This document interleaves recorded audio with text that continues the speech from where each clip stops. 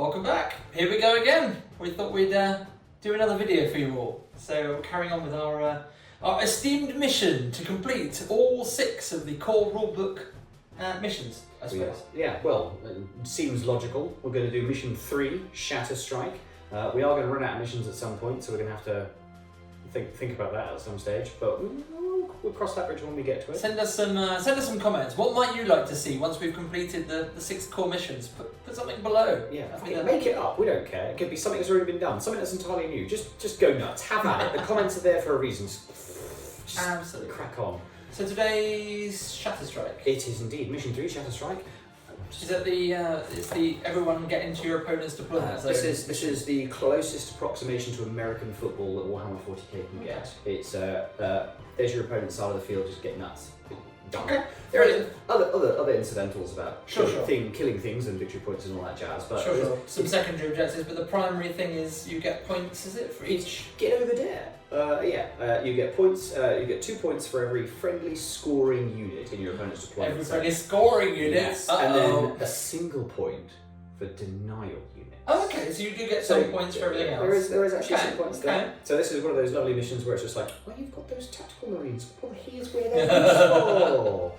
Yeah, we kind of keep forgetting about them and how useful they actually are in these missions. Okay. Yeah, but there we go. Mission 3, and we shall be probably playing that one. Should we have a look at the armies we've got today? Yes, there is a bit of a change. Eagle-eyed viewers will see it straight away. Straight away. Let's take a look. So here we go. Today is the return of the Iron Hands. I'm running the head of the Gorgon Rite of War, which can mean only one thing. We have a Praetor on the table. Well, it could also have been that was a Delegatus. But could have been. He is a Praetor with a Paragon Blade and a Volkite Charger in Cataphractii Terminator armour, and a Cyber Familiar, being as he's Iron Hands, he has the option.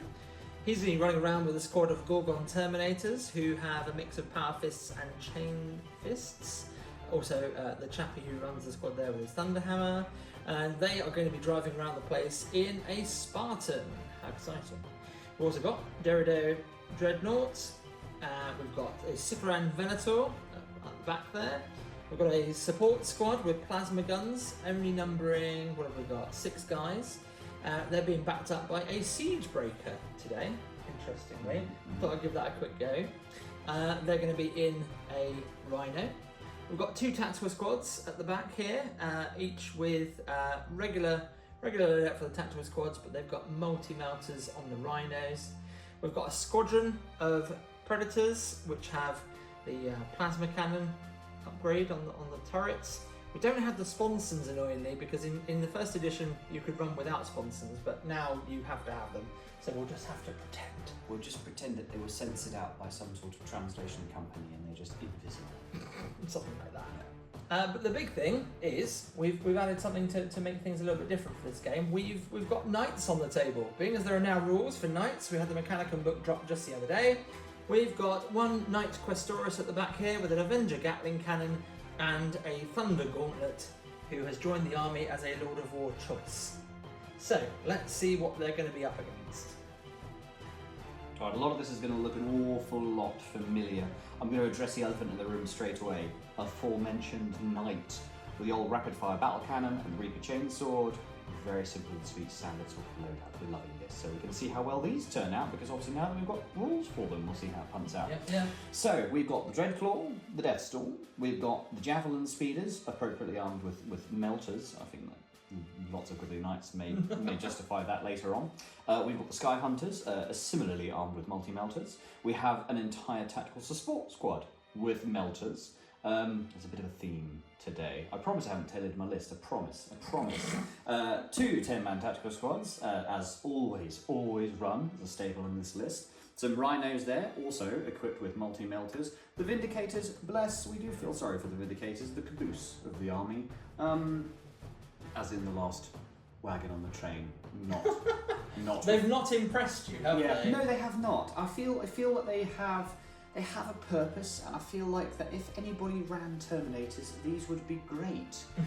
But they just don't People don't tend to just bring 25 Terminators. No! How dare they? It's How wrong. dare they?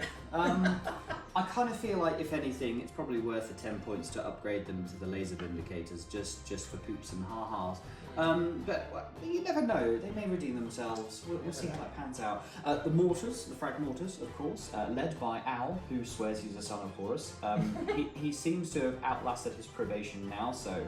He's a master of signal. That's it, he's a master of signal. He will be permanently inducted into the Legion before long. And then, of course, the classic incidentally, that is the very first Son of Horus model I ever owned, was that Dreadnought. But yes, Dreadnought, twin carriers assault cannons, and I think that just about covers it. Brilliant. No right of war today. No, we're running without a right of war because it has been appropriately pointed out by a deviously loyal fan base who just want to keep us honest.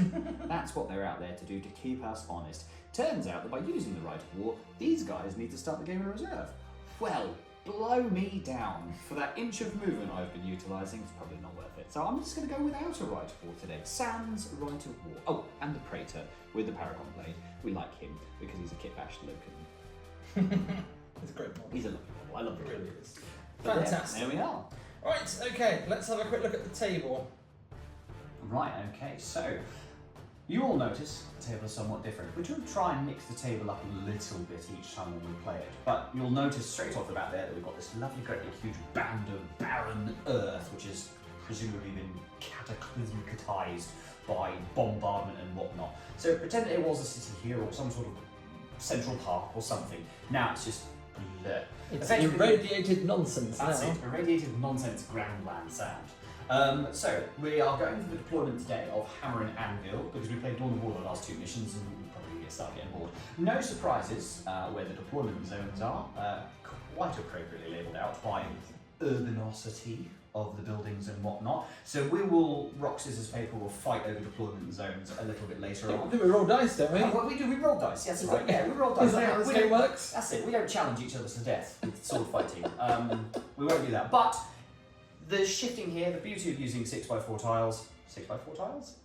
2x2 tiles in a 6x4 board means that you can actually just like mix and match with certain tiles and things like that. Mm-hmm. So we took the opportunity to create ourselves a little bit of a no man's land kind of vibe there, and hopefully this will facilitate the Titans.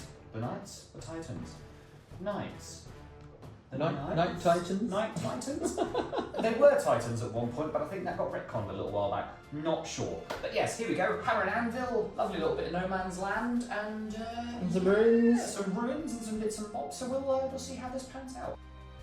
Deployment complete. The Iron Hands deployed first, and will be going first, unless Brett manages to seize the initiative with the Sons of Horus. Fingers crossed. What we've gone for here is a little bit different to my usual tactics. I've stuck the Predator Squadron on the side here to zoom up the board. Daredevil Dreadnought here.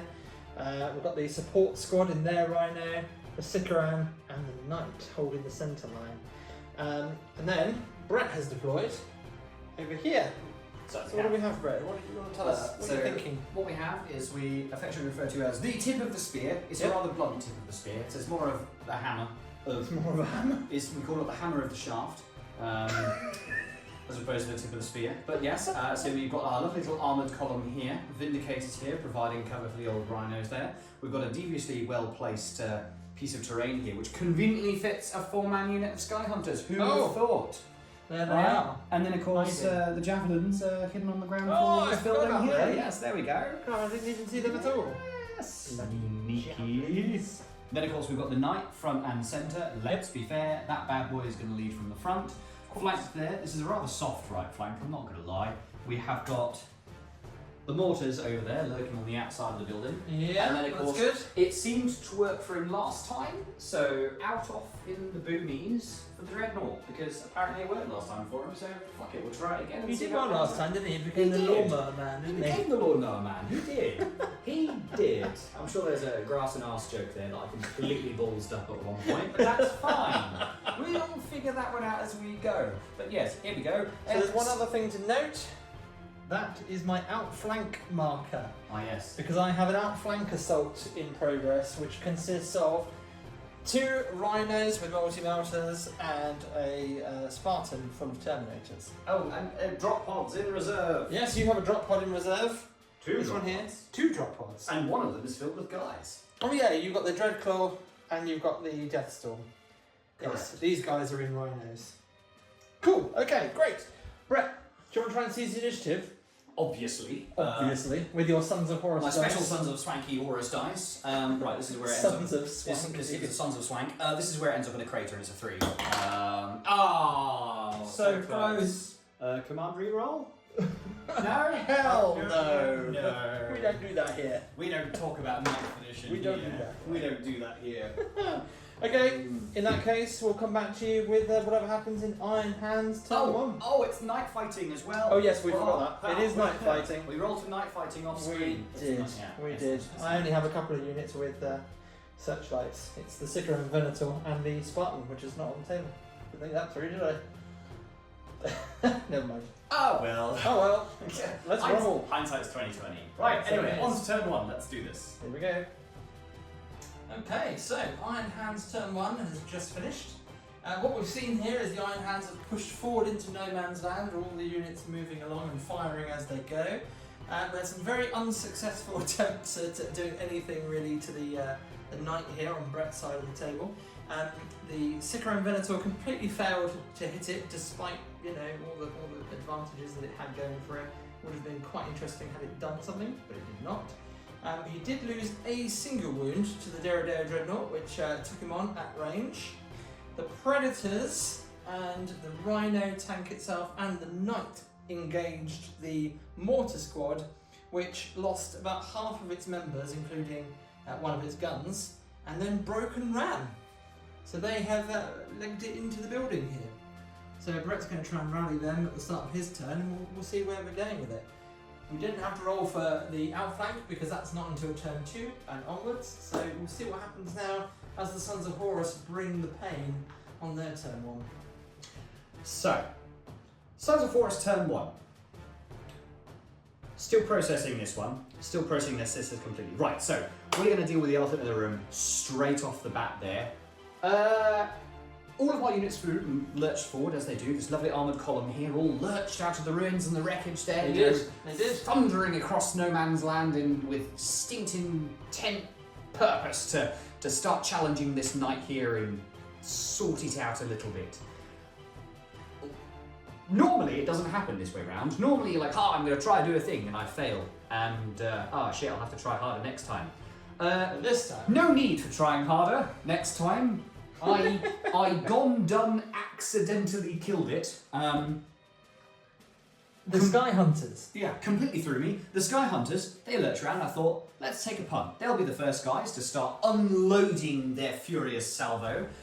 4 multi-melters. Obviously it is night fighting, so it's still hitting on 4s, but beauteous boon of twin linked.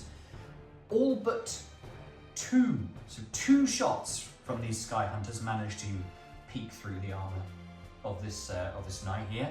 5 up and vulnerable save on the side armour there, so not to be sneezed at. Save 2. Save 2, but both of them that did get through the armour there were explode results. And instead of being subject to the normal rules of the damage table, like other vehicles, knights kind of play by their own rules. So if you get an explode results, they take the hull point from getting their armour penetrated, plus D3 additional hull points get stripped away from their total there. So after a bit of gubbins and dice rolling, 7.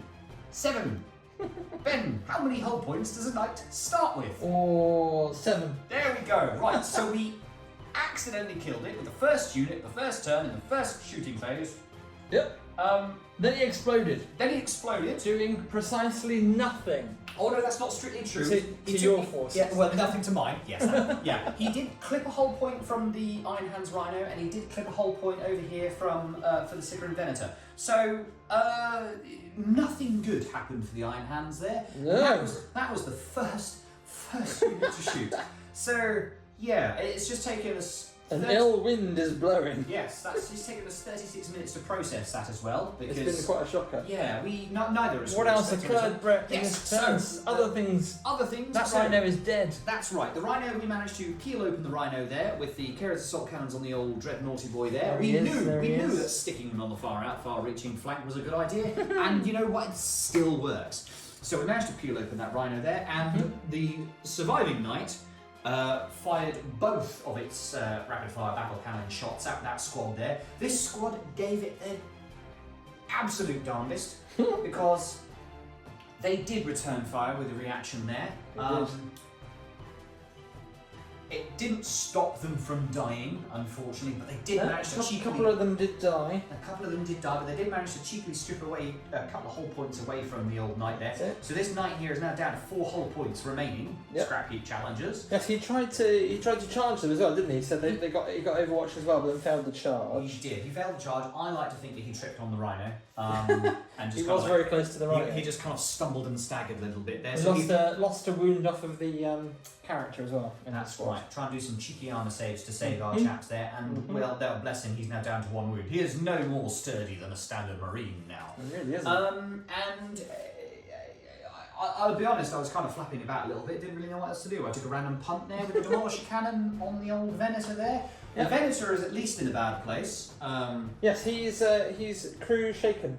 So he won't be doing a huge amount to me. Yeah, snap firing, you can't fight snap firing all the time.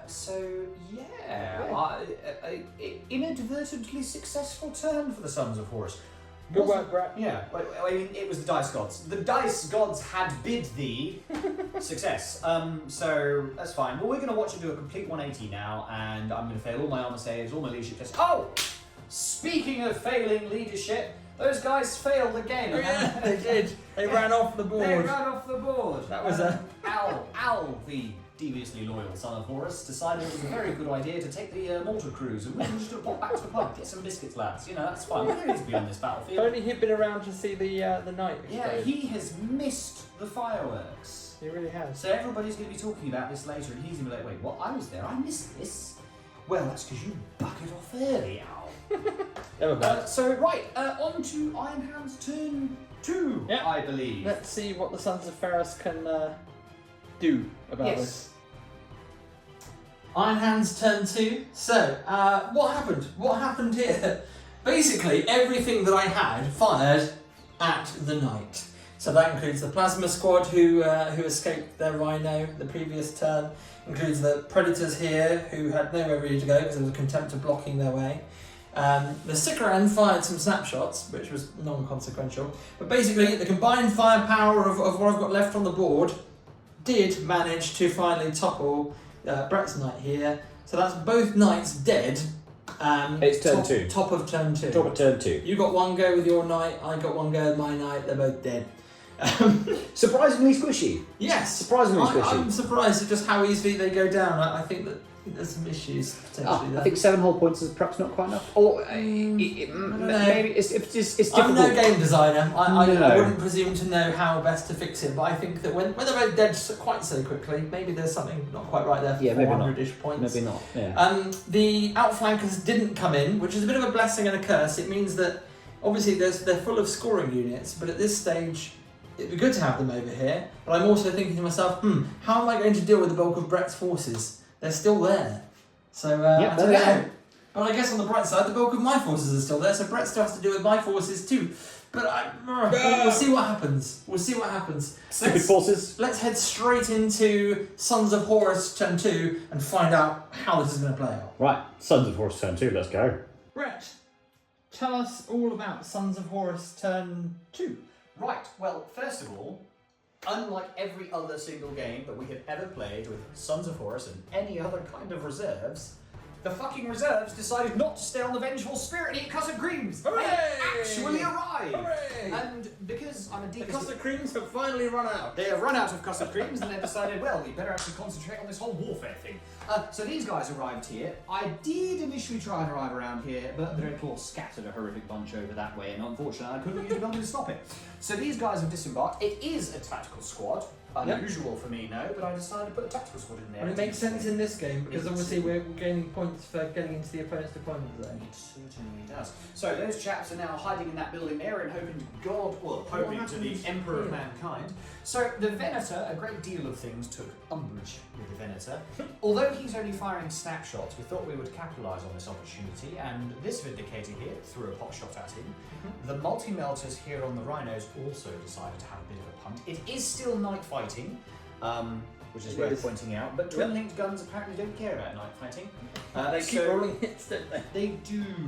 So between the Vindicator, the Multi-Melters here, and the Sky Hunters, that Venator, bless his little cotton socks, has decided to pack up and go home for the day. Well, not go home because he's wrecked. That was it. My favourite thing is the fact that he survived the onslaught from the Vindicators and the Multi-Melters, because I rolled a very handy bunch of evades on him, which was good. But then, it forced you to fire the jet bikes at him and finish him off. Yeah. So he is now dead.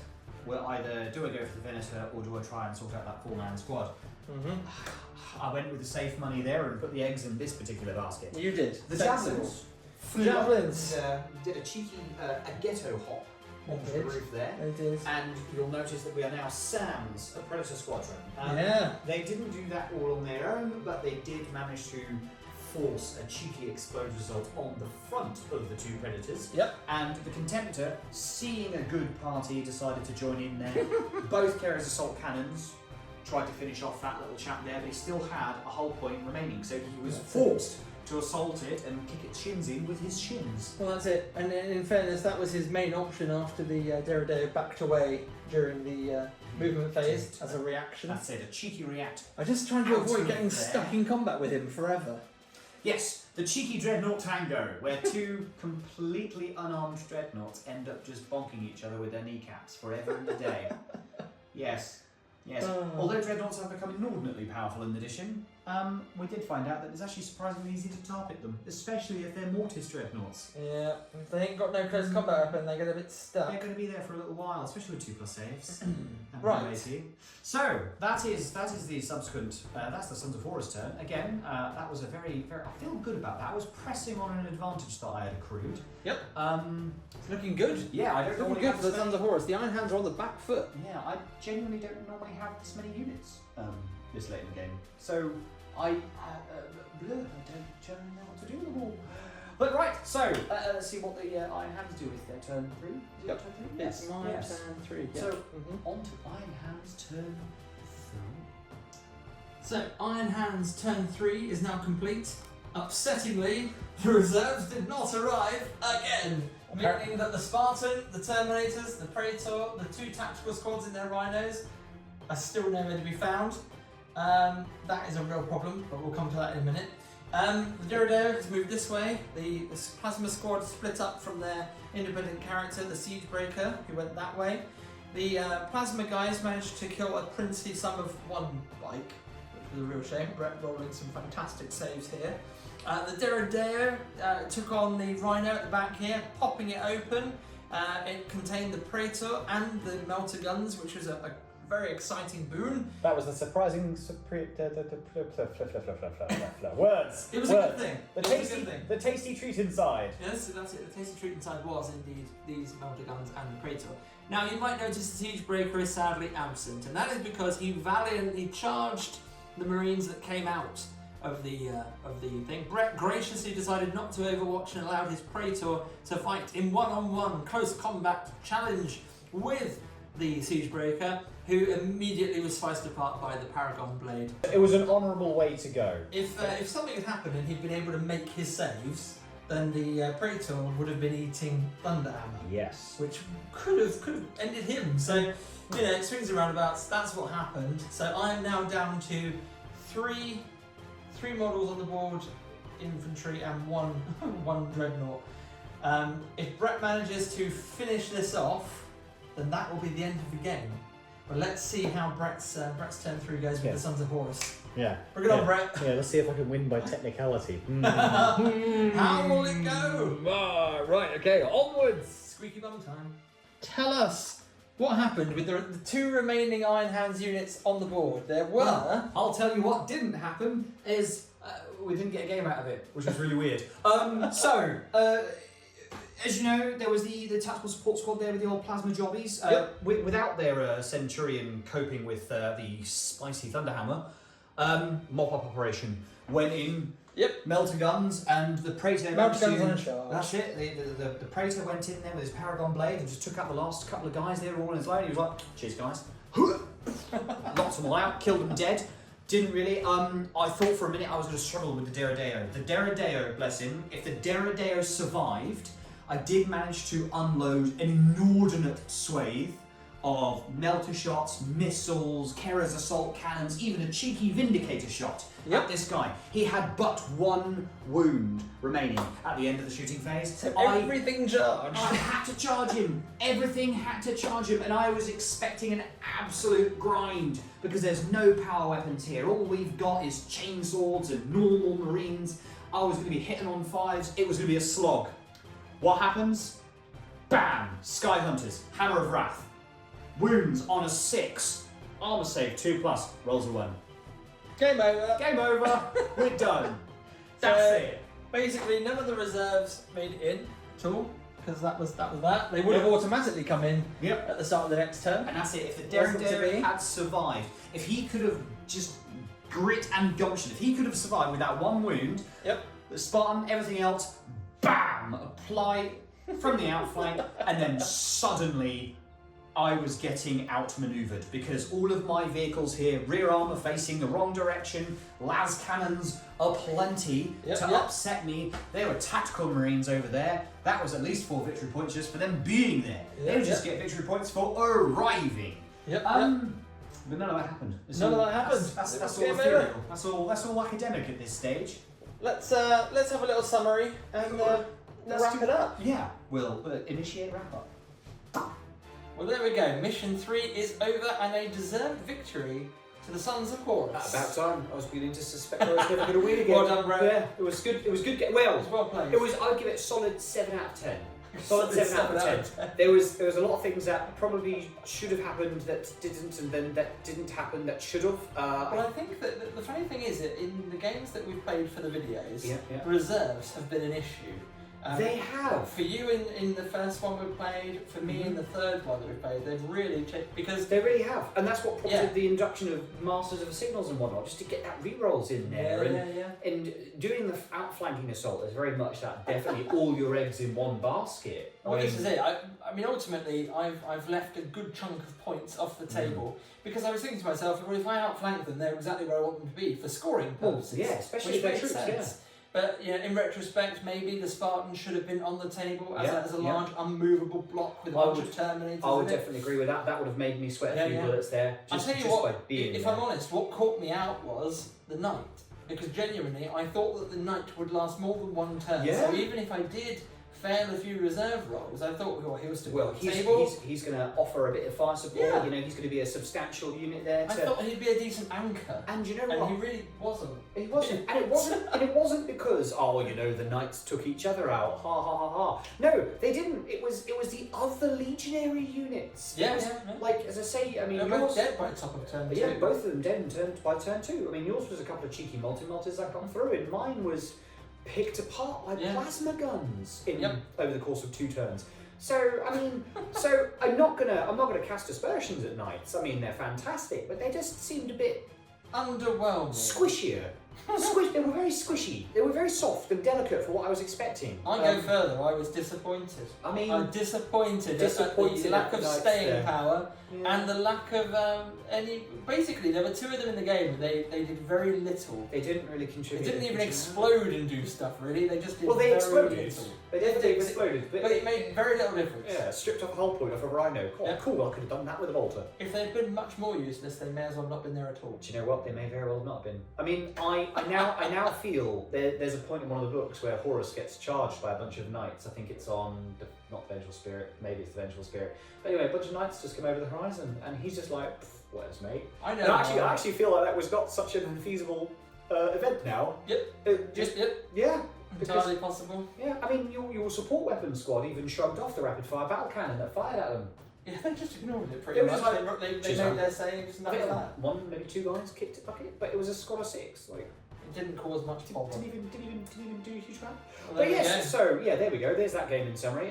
Final score ultimately was it was a tabling. It was a a tabling. It was a So technical there's no victory. real score, Yeah, so we'll just no. put something at the bottom here that says We'll tabled. make it up. Table dead. Dead. Over. Not dead. Not dead. We will be back for mission 4. Mission 4. In the next video. Yes. As soon as we can have it recorded, we'll be right back to you folks. But Yes. thanks again for tuning in to watch another one of our battle reports and us gabbling along as we do it. And we will see you in the next one. And like and subscribe. Like and subscribe. We're supposed to say that, aren't we? Yeah, like and subscribe. And also... It's the law of yes. YouTube. And also, an F in the comments for the failed cavalry charge that never happened. F. That was very sad. F.